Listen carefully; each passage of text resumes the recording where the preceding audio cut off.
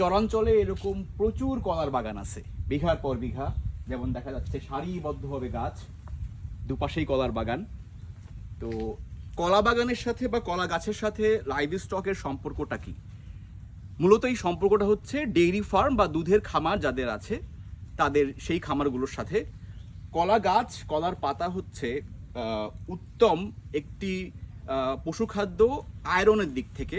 অর্থাৎ যারা দুধের খামার করেন তাদের দুধের উৎপাদন এবং পরবর্তী বাচ্চা উৎপাদনের যেই সক্ষমতার ক্ষেত্রে আয়রন খুব গুরুত্বপূর্ণ ভূমিকা পালন করে। তো কলার গাছ এবং এই কলার পাতা যখন ফলন শেষ হয়ে যাবে, সাধারণত 1 বছরের ফসল কলা গাছ, যদি কেউ মনে করে 1 বছরের বেশি কলার ফসল সে সংগ্রহ করবে, তাহলে এরকম গাছ কেটে দিবে।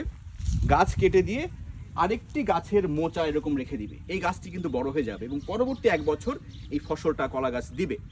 তো কলা সংগ্রহ করার পরে কলার গাছ এবং কলার পাতা ইউনিফর্ম আকারে চপিং করে খড় বা ঘাসের সাথে মিশিয়ে আপনি আপনার দুধের খামারে আয়রনের ঘাটতি পূরণ করতে পারেন।